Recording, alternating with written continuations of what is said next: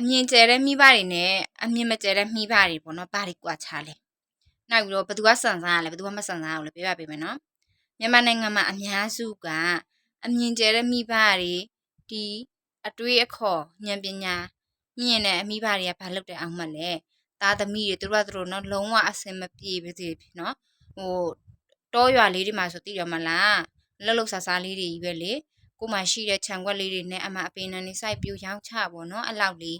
အဲ့ဒါဆိုစားနိုင်တောင်းနိုင်ုံလေးပဲလေအဲ့ဒါကိုသားသမီးတွေမရမကလေကြောင်းထားရတယ်10တန်းအနည်းဆုံးထားရတယ်ထားပြီးတော့မှဘွဲရပညာတတ်အဲ့လိုမျိုးလေးပခုံးထမ်းတင်ပြီးတော့ထားတာအဲ့လိုမျိုးနော်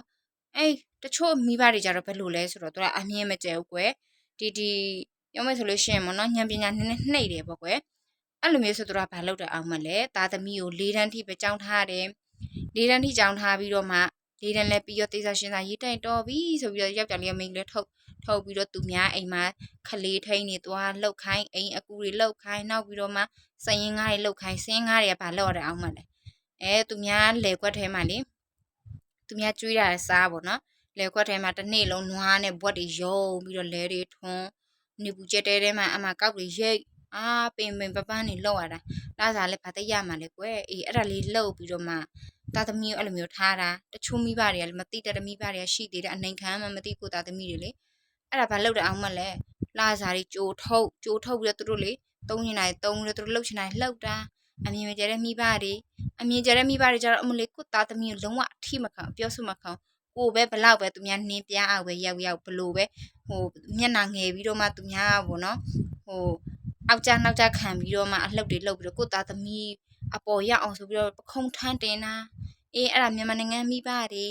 နော်မိဘတွေကအမြင်ကျတဲ့မိဘတွေဆိုကိုသားသမီးကိုထမ်းတင်တယ်ကိုသားသမီးကကြီးလာလို့ရှင်တိတက်တဲ့လိမ်မာဝါပြီးတိတက်တဲ့ဆိုလို့ရှင်တော့တက်လုံးစံစားတော့ပဲ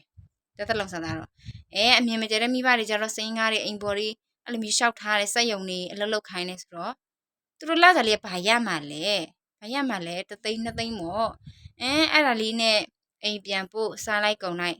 နောက်အိမ်မှာလည်းဘာမှမစုဆောင်ပြီးကလေးတွေလည်းအသက်ကြီးမစုဆောင်အိမ်ထောင်တွေကြသားသမီးတွေရအမရက်ကန်နဲ့စားနိုင်တောက်နိုင်ရုံလေးပဲအိမ်ငားနေအိမ်အောင်မွေနိုင်တဲ့ဘဝဒါကြောင့်မလို့မိဘတွေပြောချင်တယ်နော်နည်းနည်းလေးအမြင်ကျအောင်